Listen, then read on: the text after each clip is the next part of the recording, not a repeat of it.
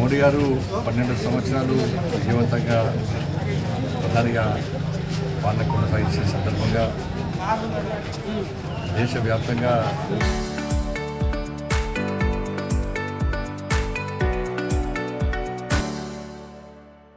అనేక కార్యక్రమాలు నిర్వహిస్తున్నాం. దానిలో భాగంగా రైతు సమ్మేళనం కానీ, యువ సమ్మేళనం కానీ, మేధావుల సమ్మేళనం కానీ, అభివృద్ధి కార్యక్రమం పరిశీలించడం కానీ, వివిధ ప్రాంతాలను సందర్శించడం కానీ, ఇట్లా అన్ని వర్గాలను కలవడం కానీ అనేక కార్యక్రమాలు నిర్వహిస్తున్నాం. దానిలో భాగంగా కరీంనగర్ పార్లమెంట్ నియోజకవర్గంలో ఇక్కడ ఒక వినూతంగా మంచి కార్యక్రమం తీసుకోవడం జరిగింది. స్వచ్ఛ పాఠశాల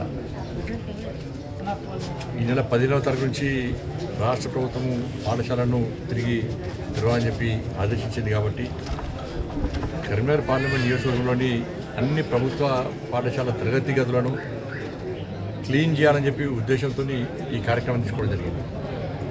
స్వచ్ఛ పాఠశాల పేరుతో తరగతి గదులు శుభ్రం చేయడం. దీన్ని రాజకీయాలకు అతీతంగా స్వచ్ఛత సంస్థలు, ఉపాధ్యాయ సంఘాలు కానీ, అక్కడ యువత కానీ, స్థానిక ప్రజలను అందరినీ ఇన్వాల్వ్ చేసి ఎక్కడ కూడా పార్టీ కండువ కానీ, పార్టీ సింబల్ కానీ ఇక్కడ ఉండదు. ఇక్కడ ఉన్నా కూడా దాన్ని వెంటనే తొలగిస్తారు. ఇక్కడ ఉండదు కూడా.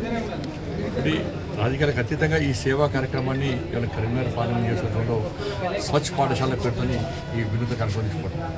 దానిలో భాగంగా ఈరోజు దాదాపు అన్ని పాఠశాల కేంద్రాల్లో టిఫిన్ బయట ఏదో స్వచ్ఛ పాఠశాల కార్యక్రమం అంటే తూతుమంత్రంగా మీడియా కోసము, సోషల్ మీడియా కోసము, దానికోసం కాకుండా ఈరోజు అన్ని పాఠశాలలో స్థానిక ప్రజలతో కలిసి స్వచ్ఛ సంస్థలతో కలిసి కార్యకర్తలందరూ కూడా టిఫిన్ బయట వాళ్ళ ఇంటి నుంచి సొంతంగా టిఫిన్ తీసుకొని వచ్చి తయారు చేసుకొని వచ్చి కూర్చొని ఆ పాఠశాల ప్రాంతాన్ని పరిశీలించడం, రేపు కార్యక్రమాన్ని ఏ విధంగా విజయవంతం చేయడం, ఏ క్లాస్ రూమ్కి ఎవరెవరు ఇన్ఛార్జు, ఎంతమంది కార్యకర్తలు తిరిగి ఎంతమంది ప్రజలను ఇన్వాల్వ్ చేయాలని చెప్పి ఒక ప్లాన్ చేయడానికి ఈరోజు టిఫిన్ బయట కార్యక్రమం కూడా పార్లమెంట్ నియోజకవర్గం మొత్తం కూడా పూర్తి స్థాయిలో నిర్వహించుకోవడం జరిగింది. రేపు శుద్ధి కార్యక్రమం, దాంతోపాటు 16వ తారీఖు నాడు ఆయా గ్రామాల్లో ఒక చిన్న ర్యాలీ. మీ పిల్లలను మీ కూలి పనికో ఇంటి పనికో ఉపయోగించుకోకండి, వాళ్ళని చదువు నేర్పించండి, విద్యావంతులుగా తయారు చేయండి, దేశం ఉపయోగపడే విధంగా తయారు చేయాలని చెప్పి ఒక ఉద్దేశంతో ఒక చిన్న చిన్న ర్యాలీలను కూడా నిర్వహించాలని చెప్పి నిర్ణయించడం జరిగింది. దానిలో భాగంగానే నేను ఈరోజు ఈ రేగొండ గ్రామానికి రావడం జరిగింది. టిఫిన్ బ్యాట్ పాల్గొని రేపటి కార్యక్రమం గురించి కూడా కార్యకర్తలతో, ప్రజలతో, స్థానిక స్వచ్ఛంద సంస్థలతో మాట్లాడడం జరిగింది.